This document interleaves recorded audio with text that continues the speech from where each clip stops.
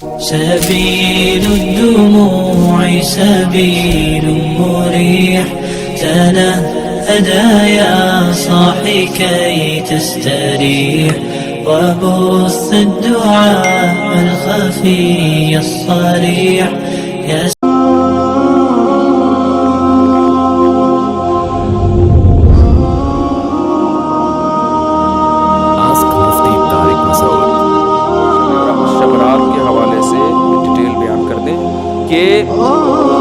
اس رات چند باتیں کہی جاتی ہیں. نمبر 1 اس رات میں قرآن نازل ہوا. نمبر 2 یہ نمبر آپ نے یاد. نمبر 2 اس رات قبرستان جانا چاہیے. نمبر 3 اس رات تقدیر کے فیصلے بولو ہوتے ہیں, پورے سال کا لکھا جاتا ہے. نمبر 4 اس رات کو نہانا دھونا چاہیے, غسل کرنا چاہیے. نمبر 5 وہ تو آخر میں بتاؤں گا. نمبر 5 حلوے مانڈے, حلوہ ولوا. نمبر 6 پٹاخے. نمبر 7 عبادت. یہ 7 چیزوں کے علاوہ بھی ہے کچھ نہیں ہے نا؟ 7 چیز بھئی یہی 7 چیزیں ہیں. ہاں نمبر 7 15 شعبان کا روزہ رکھنا. اور کوئی چیز؟ الذی انزل فیہ القرآن. رمضان وہ مہینہ ہے جس میں قرآن نازل ہوتا ہے, اور ہمیں حدیث سے بھی پتہ چلتا ہے کہ لیلۃ القدر کہاں ہوتی ہے؟ رمضان. تو پتہ چلا یہ کہاں نازل ہوا ہے؟ رمضان میں. بعض علماء نے کہا کہ وہ جو قرآن کی آیت ہے کہ انا انزلناہ فی لیلۃ مبارکۃ, ہم نے اس کو برکت والی رات میں نازل کیا ہے, تو اس سے مراد 15 شعبان ہے. کسی صحیح حدیث میں ایسا کوئی تذکرہ نہیں ملتا. تو اس سے مراد بھی کیا ہے؟ لیلۃ القدر. کیونکہ یہ جو تعویل کی جاتی ہے نا کہ آسمان دنیا تک لیلۃ القدر میں آ گیا اور پھر شب برات میں نیچے آنا شروع ہوا, یہ جب کوئی اس کے مقابلے میں مضبوط دلیل ہی نہیں ہے تو ایسی تعویل کرنے کی ضرورت کیا ہے؟ آپ کو سمجھ رہے ہو نا؟ تو قرآن صاف کہہ رہا ہے, کیونکہ جہاں آتا ہے نا مبارک رات میں نازل کیا, اس میں آگے آتا ہے فیہا یفرق کل امر حکیم, اس میں بڑے بڑے فیصلے ہوتے ہیں. اور ادھر سورہ قدر میں آ رہا ہے کہ ہم نے لیلۃ القدر میں نازل کیا اور اس میں فیصلے ہوتے ہیں. تو پتہ چلا یہ ایک ہی رات میں نازل بھی ہوا, فیصلے بھی اسی میں, اور وہ دونوں لیلۃ القدر ہیں, وہ دونوں 15 شعبان نہیں ہیں. تو بہت مضبوط دلیل ہے یہ. کسی مضبوط دلیل سے نہیں پتہ چلتا کہ 15ویں شعبان میں قرآن نازل ہوا. دوسرا مسئلہ تقدیر کے فیصلے, تو وہ بھی اسی سے حل ہو گیا. قرآن کہہ رہا ہے جس رات میں قرآن نازل ہوا اسی میں جبریل آتے ہیں, من کل امر, تمام کی قسم کے فیصلے. اصل میں تو ہے نا کہ اصل فیصلہ تو ہو گیا, اس پر عمل درآمد سے آپ اس کو تعبیر کر دیں. تو ابھی چونکہ یہ ٹاپک نہیں ہے تو میں صرف ٹو دا پوائنٹ بات کر رہا ہوں کہ وہ جو فیصلے کی رات ہے وہ بھی کون سی ہے؟ لیلۃ القدر ہے. تیسری بات کیا تھی؟ قبرستان جانا. تو قبرستان جانے کی جو حدیث پیش کی جاتی ہے کہ نبی صلی اللہ علیہ وسلم رات کو آہستہ سے 15 شعبان کی رات کو اٹھے, اور امی عائشہ بھی آپ کے پیچھے چلی گئیں. آپ نے جنت البقیع کے مردوں کے لیے مغفرت کی دعا کی اور آپ صلی اللہ علیہ وسلم واپس تشریف لے آئے. تو اس سے پتہ چلتا ہے کہ 15 شعبان کو کہاں جانا چاہیے؟ قبرستان جا کے مردوں کی مغفرت کی دعا کرنی چاہیے. اس پہ چند اشکالات ہیں. نمبر 1 یہ حدیث صحیح نہیں ہے, اور اس کی دلیل کیا ہے صحیح نہ ہونے کی؟ وہ میرا آڈیو بیان میں پوری سند اور اس کی راویوں کی پوری تحقیق میں نے پیش کی ہے. یہ حدیث صحیح نہیں ہے. لوگ کہتے ہیں فضائل میں ضعیف حدیث چلتی ہے, یہ فضیلت نہیں, عمل ہے نا.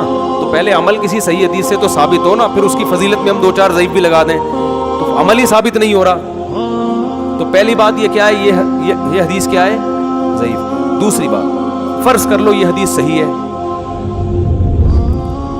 تو سوال پیدا ہوتا ہے اگر یہ عمل باقاعدہ سنت ہوتا تو صحابہ میں کسی نے تو یہ کام کیا ہوتا, کیونکہ صحابہ تو سنت پہ بہت حریص تھے. مشرکین مکہ یہ کہا کرتے تھے لو کان خیرا ما سبقونا الیہ, اگر یہ اسلام خیر کی چیز ہوتی تو صحابہ ہم پہ سبقت نہیں کرتے, خیر میں تو ہم آگے بڑھتے ہیں. جبکہ ہمارا نظریہ ہے کہ اسلام خیر کی چیز تھی تبھی صحابہ اس میں انہوں نے پہل کیا.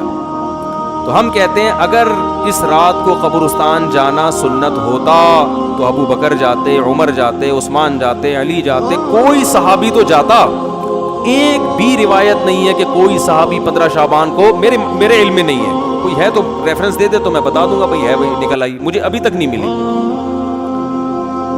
کہ اس رات کو صحابہ کہاں گئے ہوں, قبرستان گئے ہوں. تو اگر اس حدیث کو فرض کر لیا جائے کہ یہ صحیح ہے تو پھر یہ نبی کی خصوصیت ہے. یہ پراپر سنت نہیں ہے. جیسے کہ حدیث میں آتا ہے آپ نے 2 قبروں پہ ہری شاخ گاڑ دی اور فرمایا کہ جب تک یہ شاخ ہری ہے ان کو عذاب میں تخفیف ہو جائے گی. لیکن کسی صحابی نے قبروں پہ شاخیں نہیں گاڑی, تو پتہ چلا یہ نبی کیا کی خاصیت تھی کہ اللہ نے آپ کو رحمت للعالمین بنایا, تو اللہ نے آپ کی برکت سے آپ کو بذریعہ وہی بتا دیا کہ یہ شاخیں گاڑ دیں گے تو ان میں عذاب میں کمی ہو جائے گی. لیکن یہ سنت نہیں ہے. تبھی ہم نہیں دیکھتے کسی امام نے کسی مجتہد نے فتویٰ دیا ہو کہ جا کے شاخیں گاڑو, تو صحابہ نے نہیں کیا. تو ہم اگر اس عمل کو سنت مان بھی لیتے ہیں تو صحابہ نے پھر یہ نبی کی صحیح حدیث مان بھی لیتے ہیں تو یہ نبی کی خاصیت ہے. امت اس میں آپ کو فالو نہیں کرے گی. تیسری بات, فرض کر لو کہ یہ نبی کی یہ حدیث بھی صحیح ہے, یہ بھی فرض کر لو, حالانکہ غلط چیزیں فرض کر رہے ہیں آپ, لیکن فرض کر لو, فرض کرنے پر گورنمنٹ کی طرف سے کوئی پابندی نہیں. اور یہ بھی فرض کر لو کہ نبی نے جو کیا ہے تو اب صحابہ بے شک نہ بھی کریں پھر بھی یہ سنت ہے. تو پھر سنت جن کیفیات کے ساتھ ہے انہی کیفیات کے ساتھ سنت ہے نا. کیا خیال ہے؟ پہلی بات, نبی زندگی میں 1 دفعہ گئے ہیں, آپ ہر سال جاتے ہو, تو آپ کو زندگی میں کتنی دفعہ جانا چاہیے؟ 1 دفعہ جانا چاہیے, ہر سال نہیں. 15 شعبان آپ کی زندگی میں 50 دفعہ آیا تو بس 1 دفعہ چلے جائیں, کیونکہ نبی کی زندگی میں بھی کئی بار آیا مگر آپ گئے. 23 سال آیا نبوت کے بعد مگر آپ گئے 1 بار, تو 1 بار چلے جاؤ آپ. لیکن آپ اتنے ڈھیٹ ہیں, آپ کہہ رہے ہیں نہیں نبی 1 بار گئے مگر میں کتنی بار جاؤں گا؟ بار بار جاؤں گا. تو چلو آپ بار بار چلے جاؤ, ہم مان لیتے ہیں آپ کی دلیل. تو پھر جن کیفیات کے ساتھ گئے ان کیفیات کے ساتھ جاؤ. وہ کیفیت کیا تھی؟ چپکے سے رات کو کسی کو اٹھائے بغیر نکلے کہ پتہ امی عائشہ کی بھی آنکھ کھل گئی تھی تو پتہ چل گیا, ورنہ آپ چمک رہے ہیں. آپ اپنی وائف کو بھی نہ بتائیں اور چپکے سے آپ کسی کو بتائے بغیر اندھیرے قبرستان میں جہاں کوئی لائٹ نہیں, کوئی یہ اکثر لوگوں کے ساتھ یہ اتنا جگرا بہت کم لوگوں کا ہے کہ اندھیرے میں قبرستان میں جائیں اکیلے. اور اس زمانے کے قبرستان میں تو لائٹنگ کا تصور ہی نہیں تھا, بالکل دور دراز ہوتے تھے واقعی قبرستان. ایسے قبرستان نہیں ہیں, اب تو ڈیٹنگ پوائنٹ بنتے جا رہے ہیں قبرستان اللہ کی بنائے. وہاں بیٹھے ہوئے ہوتے ہیں, پتہ نہیں کیا قوالیاں ہو رہی ہیں. یہ نہانے پہ بھی کوئی حدیث موجود نہیں ہے. اور ویسے بھی نہانا دھونا تہواروں میں ہوتا ہے, عبادت کی راتوں میں کوئی اس لیے نہا لے کہ میں صاف ستھرا ہو کے عبادت کروں گا, تو وہ تو اس رات کی خاصیت نہیں ہے نا. وہ تو کبھی بھی تہجد پڑھنا ہو نہا کے پڑھ لو, آپ لیلۃ القدر میں نہا لو. لیکن اسپیشل اس رات کی وجہ سے نہانا تو یہ ہوتا ہے تہواروں میں, اور تہوار منائی جاتی ہے تو اسلام نے خوشی منانے کے لیے دن کا ٹائم دے دیا. اس میں پھر شراب کباب کی طرف توجہ نہیں جاتی, اور بتیاں جلا ہی نہیں سکتے آپ اس میں, دن میں ہوتی, اور دن میں بتی نظر ہی نہیں آئے گی. تبھی عید الفطر عید الاضحیٰ میں بتیاں جلاتے ہی نہیں ہیں لوگ. تو اس لیے اسلام میں یہ والا سیٹ اپ ہی ایسا رکھ دیا کہ بتی کا پہلے ہی لوڈ شیڈنگ سے مر رہے ہیں, ایسا سیٹ اپ بنا دیا اسلام نے. شراب کباب کی طرف توجہ نہیں جاتی. اسلام انسان تمیز سے نہا دھو کے مسجد میں نماز پڑھے گا, آئے گا, جلیبیاں کھائے گا, چلو بس یہ ہو جاتا ہے. تو تہوار دن میں ہوتے ہیں, رات میں نہیں ہوتے, اس لیے اس رات میں نہانا دھونا بھی کہیں ثابت نہیں ہے. اور حلوے مانڈے بھی خوشی کی رات کہا جاتا ہے. تو خوشی کی رات ایک تو حلوہ ثابت نہیں ہے, دوسرا یہ خوشی کی رات ہے نہیں. اگر اس کو بہت زیادہ فرض کیا جائے گا تو عبادت کی رات کہا جائے گا. وہ حلوہ کھا کے ویسے بھی عبادت نہیں ہو سکتی. حلوہ کھاؤ گے تو ٹن ہو جاؤ گے آپ, ٹھیک ہے نا. دماغ پہ میٹھا, جب بھی میں تو میٹھا کھاتا ہی نہیں ہوں. میں جب بھی دعوت میں جاتا ہوں لوگ مجھے میٹھا پیش کرتے ہیں, میٹھا شربت پیش کرتے ہیں, کھائیں نا. میں کہتا ہوں نہیں, کہتے کیا شوگر ہے؟ میں کہتا ہوں الحمدللہ شوگر نہیں. پھر کیوں نہیں کھا رہے بھائی؟ میٹھا کھاؤں گا ٹن ہو جاؤں گا. کیا فائدہ اپنے آپ کو, جب جو باڈی کو ضرورت تھی وہ ہمیں مل گیا ہے. اب یہ کھائیں گے تو باڈی کو کوئی فائدہ بھی نہیں ہے, اور خام خواہ کی ذہن کی فریشنس کی ایسی کی تیسی. ایک شربت کا گلاس آپ پی لو, آپ کو تھوڑی دیر میں سستی محسوس ہوتی ہے. تو 2 سیکنڈ کے 5 سیکنڈ کی لذت کے لیے میں 3 گھنٹے کی ٹینشن کیوں اٹھاؤں؟ ابھی میں ہنستا بولتا, دماغ میرا فریش ہے نا, آپ کے سامنے بیٹھا ہوا ہوں, فٹ فاٹ دماغ الحمدللہ چل رہا ہے, اور میں شربت پی کے آتا نا تو تھوڑا سا ہوتا, تو 2 منٹ کی لذت تھی. اور پھر یا تو سونا ہو نا, آدمی نے کھائے سو جائے تو پھر تو ٹھیک ہے, لیکن وہ الگ اس کا نقصان ہے کھاتے ہی سو جانے کا. تو یہ عبادت کی رات بھی ہے اور حلوے مانڈے بھی, تو یہ کھوپڑی میں آنے والی بات نہیں ہے, عقل کے بھی خلاف ہے. اور تہوار دن میں ہوتے, رات میں نہیں ہوتے, اس کے بھی خلاف ہے کہ حلوے تو تہوار ہو گیا نا. آپ اور کیا رہ گیا؟ یہ شب برات کے فضائل پر بیان ہو رہے ہیں. ایک صاحب نے مجھے کہا فضائل پر بیان کرے. میں نے کیا کہتے ہیں یہ کیا ہو رہا ہے, یہ فضائل ہو رہے ہیں, کیا ہو رہا ہے؟ تو میں نے کہا جتنی فضیلت ہے بس اتنی ہی رکھیں گے ہم. آگے چلو. روزہ میں ضعیف حدیث چلتی ہے, پہلے یہ فضیلت نہیں, مسائل ہو رہے ہیں. مسئلہ ہے کہ 15 شعبان کا روزہ سنت ہے یا نہیں ہے. جب ہوگا تو پھر آگے اس کے فضائل کے چار چاند لگانے کے لیے آپ, جیسے نماز ایک ثابت شدہ چیز ہے, اس کی فضیلت میں اگر کوئی ضعیف حدیث آئی ہے تو کوئی بات نہیں, فضیلت تو پہلے سے ثابت ہے نا, تو ضعیف حدیث بالکل من گھڑت تو نہیں ہوتی, امکان ہوتا ہے کہ شاید نبی نے فرمایا ہو, تو وہ آپ بیان کر دو. تو اب کیا مسئلہ ہے, تو 15 شعبان بھی ثابت نہیں ہے کا روزہ ثابت نہیں ہے. کوئی ایام 20 کے روزے پہلے سے رکھتا آ رہا ہے تو 13, 14, 15 کا وہ اس نیت سے رکھ لے, لیکن اس نیت سے نہیں کہ 15 کی شعبان کی الگ سے کوئی فضیلت ہے. سمجھتے ہو کہ نہیں سمجھتے ہو؟ اور کیا رہ گیا؟ عبادت. تو عبادت کے بارے میں احادیث جتنی بھی ہیں, میں نے آڈیو بیان میں سب کی سندیں پڑھ کر محدثین کا پورا ایک ایک راوی پر بحث کی ہے, وہ آپ سن سکتے ہیں. کوئی ایک حدیث بھی اس بارے میں صحیح موجود بولو نہیں ہے, کوئی ایک بھی ایسی نہیں ہے جس پر اعتماد کیا جا سکے. البتہ یہ ضرور ہے کہ محدثین کا, فقہا کا عام اصول یہ ہے کہ جب کسی, تو ایسی حدیث کو حسن کہا جاتا ہے, حسن لغیری ہے, کہ بھئی وہ ساری سندیں ضعیف ہیں لیکن مل کے مجموعے سے کیا ہو گیا, تو اس میں ایک حسن پیدا ہو گیا. تو اب الگ الگ اس کے کیا فضیلت ہیں کہ جو اس رات میں عبادت کرے گا اس کو کیا ملے گا, تو وہ کوئی بھی حدیث جب میں بیان کروں گا نا یہ ملے گا تو وہ حدیث بہت ضعیف ہوگی. لیکن ان کے مجموعے سے جمہور علماء کی رائے یہ ہے کہ اس رات میں عبادت کی فضیلت ہے.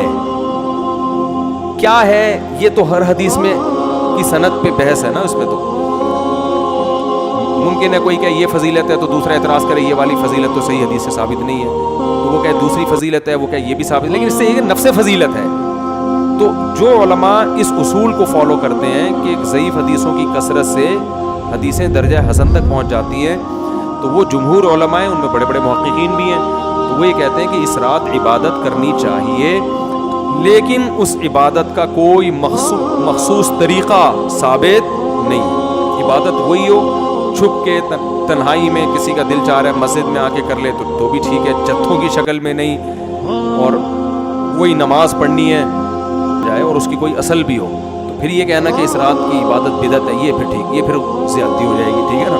تو یہ ہے اس کا حساب کتاب. اور پھر ایک اور ہمارے حضرت ایک اور دلیل دیا کرتے تھے کہ اسلام کا ایک مزاج ایسا ہے کہ جس ٹائم یا جس دن کی یا جس وقت کی کوئی بہت بڑی فضیلت ہوتی ہے نا, تو اس وقت کی تعین میں اختلاف ہو جاتا ہے. اسلام خود اختلاف ڈال دیتا ہے. اس کی مثال ایسے ہے جیسے جمعے کے دن ایک گھڑی ایسی آئے جس میں دعا لازمی قبول ہوتی ہے, لیکن وہ گھڑی کون سی ہے, بعض نے کہا عصر کی, بعض نے کہا خطبے کے درمیان, بعض نے یہ کہا. تو یہ اسلام کا مزاج ہے کہ جب کسی خاص دن کو وہ کرتا ہے نا تو اس کی تھوڑی سی تعین میں اختلاف. لیلۃ القدر اس کی فضیلت میں پوری امت کا اتفاق ہے, لیکن لیلۃ القدر کی رات کون سی ہے, اس کی تعین میں کیا ہے, احتمال ڈال دیا اسلام نے. اور یہ اسلام کی ایک حکمت ہے. حکمت یہ ہے کہ بھائی اگر وہ رات متعین پتہ چل جائے نا, پھر اس رات میں کسی نے گناہ کیا تو اس کی بھی خیر نہیں. ابھی تو ہے کہ اللہ مجھے کیا پتا تھا آج لیلۃ القدر ہے, تھوڑا سا بچنے کا چانس ہے. دوسری بات یہ کہ وہ رات اگر سوتے میں کسی سے نکل گئی تو پوری سال مایوس رہے گا اور باقی دنوں میں عبادت کرے گا ہی نہیں, کہ ایک رات 80 سال کے برابر تھی وہ نکل گئی تو اب کیا فائدہ. تو اللہ نے تھوڑا سا کیا کر دیا کہ شاید بھائی وہ جو اس سے پہلی والی میں تم جاگے تھے ہو سکتا ہے وہ والی ہو. تو یہ اسلام کا ایک مزاج ہے جو ہمیں دوسری حدیثوں سے پتہ چلتا ہے. تو ہمارے حضرت ایک بڑی زبردست دلیل یہ دیا کرتے تھے. ہمارے حضرت کی رائے بھی یہ تھی کہ وہ قائل نہیں تھے شب برات کی فضیلت کے, لیکن بہرحال جمہور علماء کا یہ قول ہے اور بڑے بڑے مفتیان کرام اس میں داخل ہیں. اس کو بدعت کہنا ٹھیک نہیں ہے, لیکن ان کے ایک ذوق تھا.